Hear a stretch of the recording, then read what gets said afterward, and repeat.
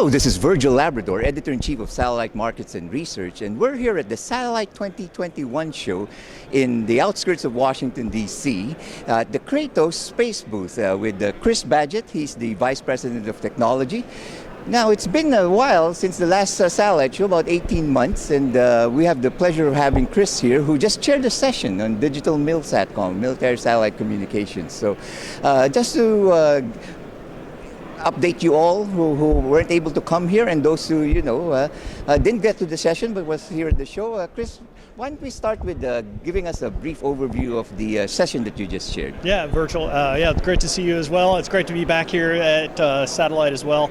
The panel was really great for everyone. A lot of good feedback we had on the panel. We had folks from the DoD CIO SATCOM office, from Hughes Networks, Lockheed Martin, and the Army Futures Command. So it's really a really interesting perspective as to what digital transformation for MILSATCOM means across those various different organizations. So we had a little bit of information coming and perspective coming from a satellite manufacturer like Lockheed, owner-operator perspective from Hughes, the user influence and the user need coming from Army Futures Command, and then kind of the strategic top level, kind of trying to glue it all together from the DoD SATCOM office. So it was a great privilege for me. Got a lot of good feedback, a lot of good questions. It was very exciting to see because over the last week or the last couple of days, the idea of transformation, virtualization,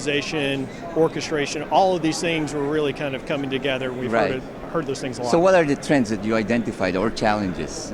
Yeah, it was actually, those are one of the questions that we actually discussed at that panel was everyone shared their perspectives, and the follow-up question was, what are some of those challenges since transformation is so good? What are those obstacles? And it ranged from some organizational inertia, cultural change, technology adoption. We kind of zeroed in a little bit on the technology adoption, and it could range. A lot of those answers could range from anywhere from adoption of commercial standards like MEF and the DIFI consortium for digital IF.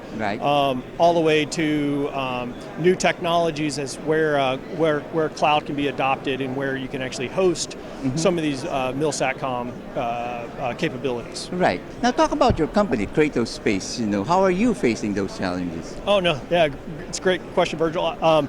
So some of the same obstacles that we face today, because we look at those the transformation occurring in a couple different ways. One being the digitization of a lot of the architectures that are out there, meaning we try to use open standards for the transport of spectrum. There's a consortium called the DIFI, the Digital IF Consortium. That's one open standard that we use. The second thing that we look at is the virtualization. So we took a few years ago, we took a stance about making everything in teleport, gateways, and things at the ground system to be more virtual. So how can you actually move some of those things to virtual infrastructure? The third thing is, how do you actually try to orchestrate some of those, orchestrate those services that are coming from users? So we look at it. We've been trying to get this adopted out there for a few years, and we're seeing some of these trends actually come to fruition now. Right. Now here at the show, what are you highlighting here? Actually, so Open Space is really the our open platform. We released it about a year ago, focused on the Earth observation downlink market. So that is something that we have historically have been in our business, to where we downlink images from Earth observation satellites. That infrastructure, those pieces of software that were purpose-built hardware in the past, have all now moved to x86 Intel-based processors. So we've been virtualizing those ground entry points for a few years now, and that platform is what we've been highlighting here at the show. Right, and you have see some complete antenna solutions here. Yep, right, absolutely. So inside of Open Space, we physics is still physics. We'd like to virtualize everything, but there's still signals out in the air, so we still have to have antennas. Right. We have a parabolic antenna portfolio that we use, and we try to marry that up with our digitizer solution that can actually take that spectrum off the antenna and put it onto an IP network. Right. Now, what differentiates you? You know, you're in a very competitive field. You know, there are other providers like yourselves. So, what differentiates you from the others? Yeah, no, great question. So, for us, what we've been trying to utilize is the virtualization being at the software layer, basically trying to remove that purpose-built hardware and actually go to an all-software approach. So that way we feel like it gives us and our customers the most flexibility, whether they want to host in a cloud or an on-prem solution. Software and software virtualization gives you that ability. Right.